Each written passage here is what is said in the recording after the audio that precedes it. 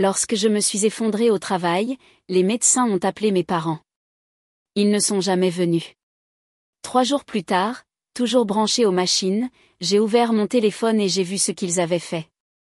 Au lieu de cela, le visage souriant de ma sœur m'a tagué sur une photo. Journée en famille sans le drame. La légende brûlait plus que la perfusion dans mon bras. Je n'ai pas envoyé de SMS. Je n'ai pas pleuré. J'ai juste regardé les « j'aime » grimper, me demandant quand la famille avait cessé de signifier l'amour pour commencer à signifier la performance. Puis, 4 jours plus tard, 74 appels manqués sont apparus sur mon écran et un message de papa, « Nous avons besoin de toi ». C'est là que tout a changé, mais pas comme il s'y attendait. J'avais l'habitude de croire que l'épuisement faisait partie du fait d'être fiable. Chez GreenTech, les délais étaient serrés, les projets infinis. Et d'une manière ou d'une autre, j'étais toujours celle qui restait tard, celle qui faisait avancer les choses. Mes collègues disaient que j'avais le genre de discipline qui leur faisait peur. Ils ne savaient pas que ce n'était pas de la motivation, c'était de la survie. Parce que chaque heure que je travaillais n'était pas seulement pour moi. C'était pour les personnes qui attendaient à la maison d'être à nouveau secourues. Mon père, Robert, était au chômage depuis la crise du logement. Il appelait ça temporaire, mais ces temps semblaient permanents. Ma mère, Hélène, disait qu'il avait juste besoin de temps, mais ce dont il avait vraiment besoin, c'était du salaire de quelqu'un d'autre. Le mien. Ma sœur, Marine, l'influenceuse de notre famille, lançait toujours quelque chose de nouveau. Une marque de bien-être, un podcast, une ligne de bougies. Chacun échouait plus vite que le précédent. Mon soutien se manifestait souvent par des virements rapides étiquetés, aide, ou, juste pour ce mois-ci. Et Clara, la plus jeune, encore en école de design, aimait jouer les médiatrices. Elle ne se disputait jamais. Elle empruntait juste discrètement et oubliait bruyamment. De l'extérieur, nous avions l'air parfait. Une famille souriante et des photos de vacances, tous avec des pulls assortis et des rires forcés. En ligne, Marine nous appelait, la preuve des Dubois que l'amour est tout. Elle a posté cela juste après que j'ai payé l'assurance automobile de maman et couvert les frais de retard de l'hypothèque.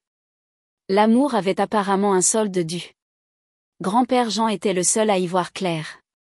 Il avait été comptable dans un cabinet d'avocats pendant 40 ans et pouvait lire les gens comme des feuilles de calcul.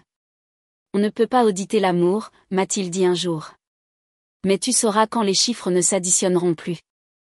Il m'a averti doucement que mes parents avaient commencé à me voir comme un plan de secours. Je ne voulais pas le croire. J'avais été élevée pour penser que la loyauté arrangeait tout.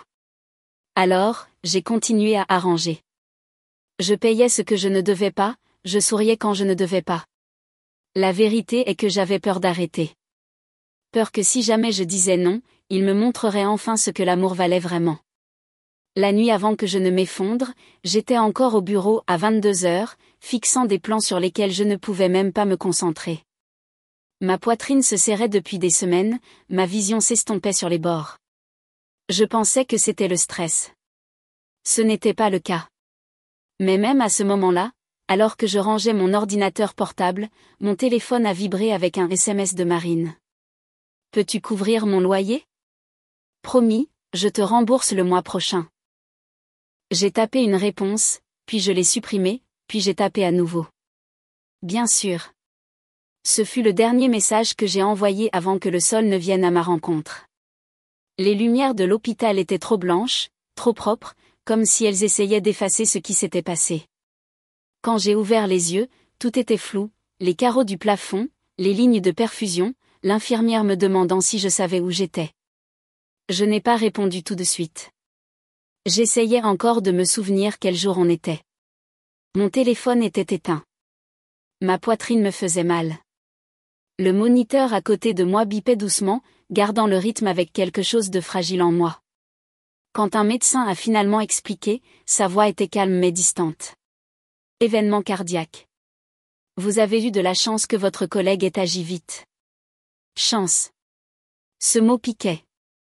Parce que la chance ne devrait pas être ce qui me maintenait en vie. L'amour aurait dû faire ça. Ils m'ont dit qu'ils avaient appelé mes contacts d'urgence, mes parents, mais personne n'avait répondu. Nous avons laissé plusieurs messages, a ajouté l'infirmière avec précaution, comme si elle craignait que la vérité ne fasse plus mal que l'aiguille de la perfusion dans mon bras. Les heures passèrent. Pas d'appel, pas de visite, rien. J'ai regardé la lumière du soleil ramper sur le mur jusqu'à ce qu'elle disparaisse à nouveau. Le 3e jour, l'infirmière m'a apporté mon téléphone, entièrement chargé. Je n'aurais pas dû l'ouvrir, mais je l'ai fait.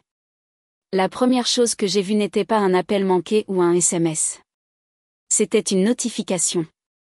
Vous avez été tagué dans une publication par un compte officiel. Mes doigts tremblaient en l'ouvrant. L'image s'est chargée lentement, le soleil, l'eau du lac. Ma famille souriant autour d'une table de pique-nique. Ma mère tenant ses œufs mimosa. Mon père, une bière à la main. Clara faisant des signes de paix à côté de Marine, dont la légende brillait sous leur visage parfait. Journée en famille sans le drame. Pendant un instant, je ne pouvais plus respirer. Le bip du moniteur a grimpé en flèche, correspondant à mon pouls. L'ironie était presque poétique. Il m'avait effacé tout en prétendant célébrer la famille. J'ai zoomé sur leur visage, souriant, détendu, insouciant. Personne n'avait l'air coupable. Personne n'avait l'air de me manquer. Une infirmière est passée et m'a demandé si j'avais besoin de quelque chose. J'ai dit, non, je pense que j'en ai assez. Je n'ai pas commenté, je n'ai pas appelé, je n'ai même pas envoyé de SMS. J'ai juste regardé jusqu'à ce que le téléphone s'éteigne et que mon reflet me renvoie un visage pâle, fatigué, mais soudain calme. Ce genre de calme qui ne vient pas de la paix. Il vient de la clarté. Le 4e jour, j'ai recommencé à marcher, lentement et de manière instable, traînant le poteau de perfusion comme une seconde ombre. Le médecin a dit que la récupération prendrait des semaines. Il ne savait pas que ce ne serait pas seulement mon cœur qui aurait besoin de guérir. Puis un matin, mon téléphone a vibré sans arrêt. 74 appels manqués. Un SMS de papa. Nous avons besoin de toi. Réponds immédiatement. Non. Comment vas-tu? Pas d'excuses, juste de l'urgence. Un ordre. De la panique. Je l'ai lu une fois. Puis encore, l'absurdité m'a presque fait rire. Ils m'avaient ignoré quand j'en avais le plus besoin. Et maintenant, ils exigeaient que je les sauve. Mais je n'ai pas rappelé. Pas cette fois.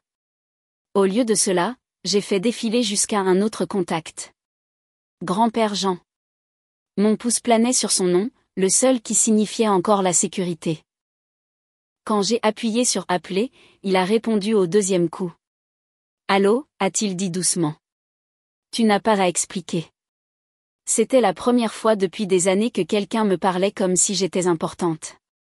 Grand-père Jean est arrivé 40 minutes plus tard, portant toujours son vieux coupe-vent marron et cette expression qui ne trahissait jamais rien. Il ne m'a pas serré dans ses bras.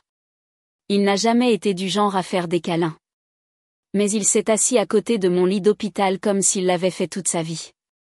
Alors, a-t-il dit, en jetant un coup d'œil au moniteur à côté de moi. Ils t'ont finalement brisé, hein? J'ai souri à peine. Je suppose. Il n'a pas demandé de détails. Il savait déjà. C'était sa façon de faire. Une compréhension silencieuse et chirurgicale. Il est resté toute la journée, parlant à mon infirmière, s'assurant que mon assurance couvrait ce qu'elle devait. Lorsque l'employé de la facturation a mentionné quelques soldes impayés, il n'a pas bronché. Il a sorti sa tablette et a commencé à taper. « Qu'est-ce que tu fais ?» ai-je demandé. « Je fais l'inventaire », a-t-il dit. Avant de couper les cordons, il faut savoir où ils mènent tous. Nous avons tout passé en revue. Mes comptes chèques, mes virements automatiques, les paiements d'assurance automobile, les lignes de crédit conjointes. Mon estomac s'est tordu à mesure que la liste s'allongeait. Chaque semaine, l'argent quittait mon compte comme une lente hémorragie, le prêt de Marine, le loyer de Clara, la voiture de maman, même un paiement de service public à mon nom pour une maison où je n'avais pas vécu depuis l'université. Comment ai-je pu laisser cela arriver, ai-je murmuré. Tu pensais que c'était de l'amour, a-t-il dit simplement. Il pensait que c'était une obligation. Une mathématique différente. Cette nuit-là, tandis que les machines bourdonnaient et que l'hôpital se taisait, grand-père Jean m'a montré comment les éteindre une par une. Non par méchanceté, mais par autopréservation. Il a dressé une feuille de calcul, a noté chaque paiement récurrent et me l'a tendu comme une carte pour sortir de l'enfer. Demain, a-t-il dit, nous commençons par la banque. Je n'ai pas beaucoup dormi. Je n'arrêtais pas de voir cette photo, leur sourire, le soleil, et d'entendre le léger bip du moniteur comme un compte à rebours. Le lendemain matin, j'ai appelé ma banque depuis l'hôpital. L'employé a reconnu ma voix. J'avais été la personne fiable pendant des années. À midi, les virements automatiques avaient disparu. Le compte de Marine annulé. Le dépôt de loyer de Clara arrêté. L'assurance de maman supprimée. Chaque clic donnait l'impression de respirer à nouveau. En soirée, le téléphone a commencé à vibrer. Premier SMS de maman. Nous venons d'apprendre ce qui s'est passé. Pourquoi ne nous as-tu pas dit? Puis Clara, on peut parler? C'est un malentendu.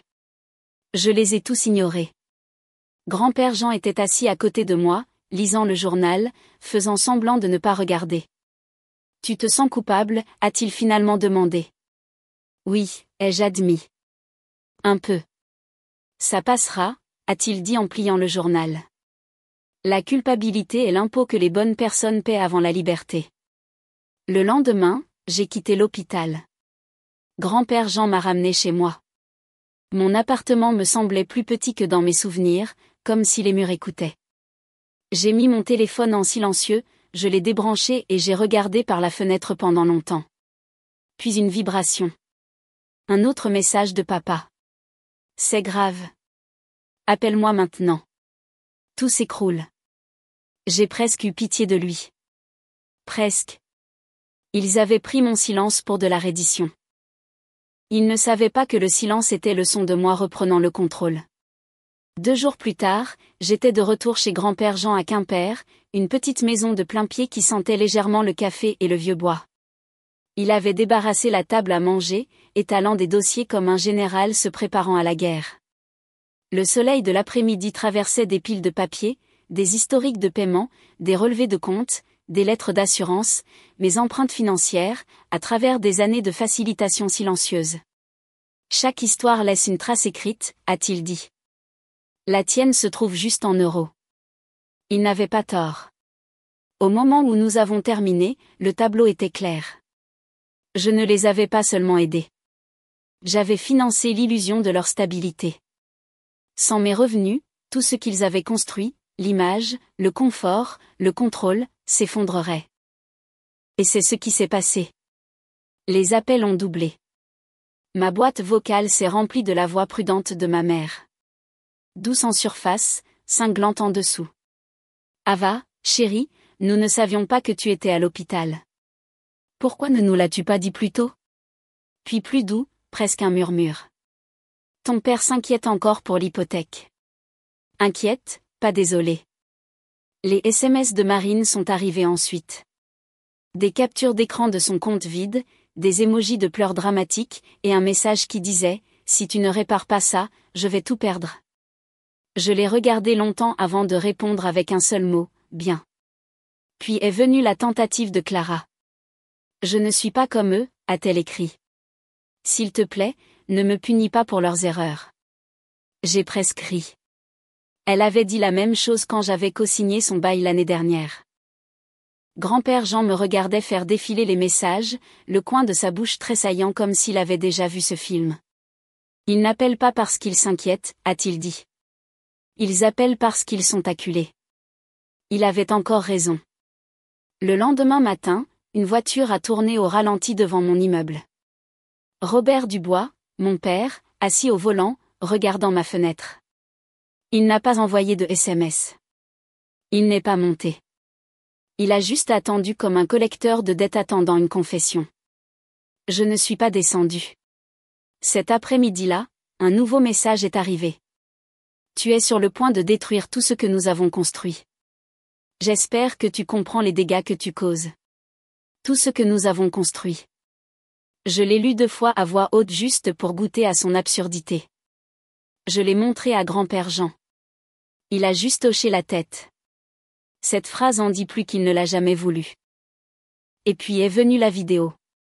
Marine l'a téléchargée cette nuit-là. Une visite lente et émotionnelle de notre maison d'enfance, maintenant vide. La caméra balayait les murs nus et les cartons éparpillés, sa voix tremblante. Ils ont tout pris, a-t-elle dit. Et devinez qui les a laissés faire? La vidéo a coupé sur une photo de moi souriant, recadrée d'un Noël en famille d'il y a des années. La légende, parfois le sang ne signifie pas la famille. Les commentaires ont explosé. Sympathie, pitié, jugement.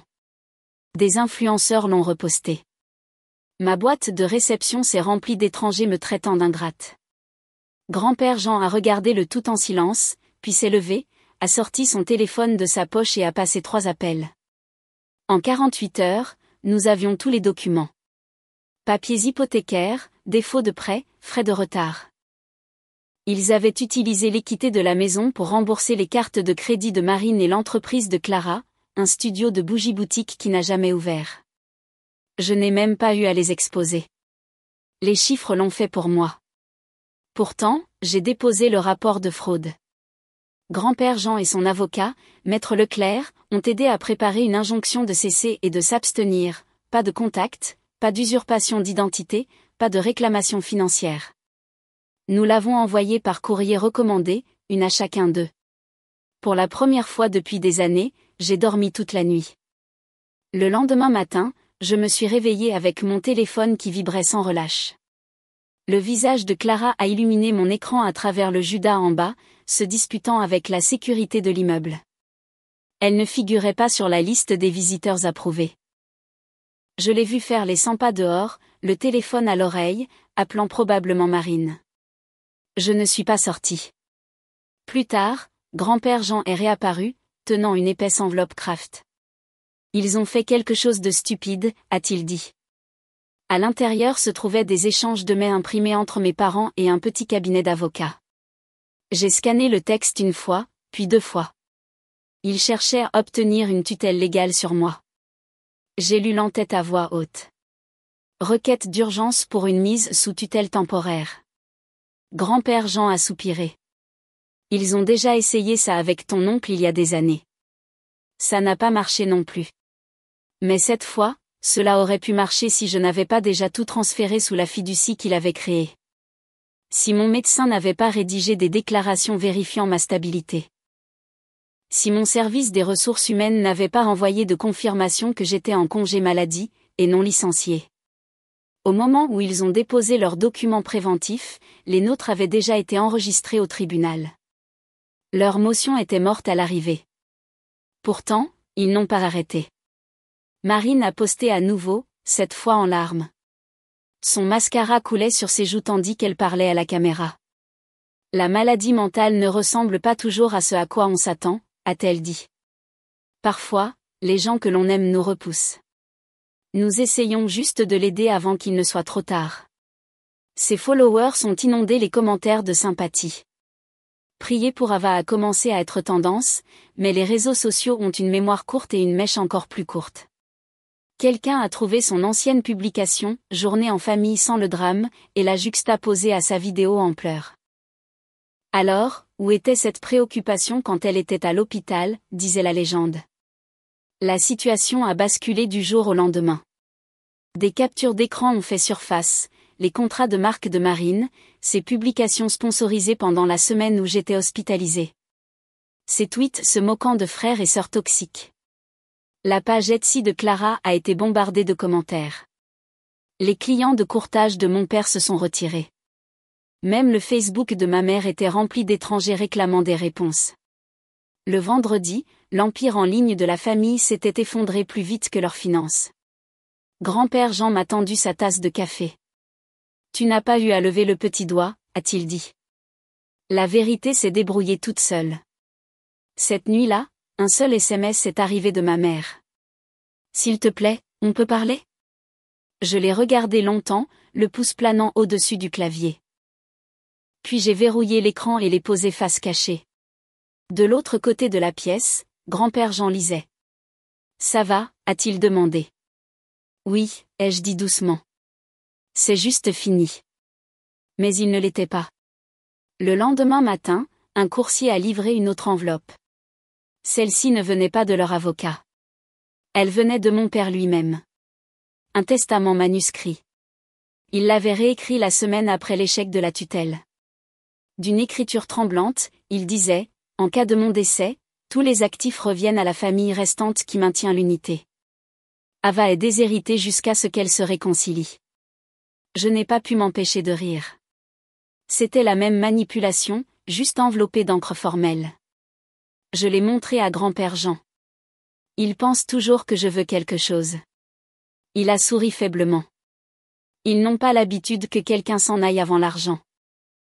Ce soir-là, j'ai écrit ma réponse finale, non par SMS, non en ligne, mais par l'intermédiaire de mon avocat. C'était court, précis et définitif. Je renonce à tous les droits sur la succession et demande un non-contact permanent. Je l'ai signé, scellé et remis à grand-père Jean. Dépose le lundi, ai-je dit. Il a hoché la tête. Que vas-tu faire maintenant? J'ai regardé par la fenêtre. Dehors, la pluie s'éclaircissait. Je pense que je vais me reposer, ai-je dit. Peut-être quelque part de plus calme. Pour la première fois depuis des années, je le pensais vraiment. 2 semaines plus tard, la pluie a enfin cessé. Grand-père Jean et moi avons emballé le peu que je tenais à garder, une valise, mon ordinateur portable et quelques photos qui me semblaient encore miennes, et nous avons roulé vers l'est en direction des Alpes. Il a dit qu'il voulait revoir les montagnes avant l'hiver. Je n'ai pas discuté. J'ai juste regardé l'autoroute s'estomper. Kilomètre après kilomètre, le monde est enfin devenu silencieux. Le chalet que nous avons loué était près d'une crête bordée de pins. Pas de bruit, pas de circulation, pas de famille, juste le silence, propre et honnête. Je travaillais maintenant à distance pour GreenTech, moins d'heures, sans pression. Mes journées commençaient par un café noir et se terminaient par le bruit du vent raclant le toit. Parfois, je recevais encore des messages, un cousin demandant ce qui s'était vraiment passé, un étranger disant qu'il avait lu les publications en ligne. Je ne répondais pas. Je n'avais pas besoin de les laisser croire la version qui leur convenait. Ma vérité n'avait plus besoin de témoins. Grand-père Jean s'asseyait près de la fenêtre, le journal à la main, faisant semblant de ne pas me regarder respirer plus facilement. « Tu l'as fait » a-t-il dit un matin. « Tu as brisé le cycle. » J'ai souri. Ça n'a coûté que tout. Il a ri doucement. C'est le prix réduit. Et il avait raison. Parce que ce que j'avais gagné valait plus que toutes les excuses, tous les héritages, toutes les photos de famille forcées réunies. Pour la première fois de ma vie, je n'étais pas la pourvoyeuse, la réparatrice, ou la fille qui devait tout à tout le monde. J'étais juste Ava, vivante, non possédée, et enfin libre. J'avais l'habitude de penser que le silence signifiait la défaite. Que s'éloigner était la même chose qu'abandonner. Mais maintenant, je sais que le silence peut être un choix, une frontière, une sorte de paix qui n'a besoin de la permission de personne. Ma famille essaie toujours de me contacter par l'intermédiaire d'autres personnes, testant si je briserai le silence. Je ne le fais jamais. Certaines histoires n'ont pas besoin de nouveaux chapitres. Elles ont juste besoin de se terminer. Si on vous a déjà traité d'égoïste pour avoir enfin fait passer vos besoins en premier, j'espère que cela vous rappellera que choisir la paix n'est pas une trahison. C'est de la survie. Ils peuvent garder leur publication, leur pitié, leur version de la vérité. Je garderai ma sérénité, mes rires, ma vie. Si vous avez déjà dû vous éloigner de votre propre sang pour guérir, partagez votre histoire ci-dessous.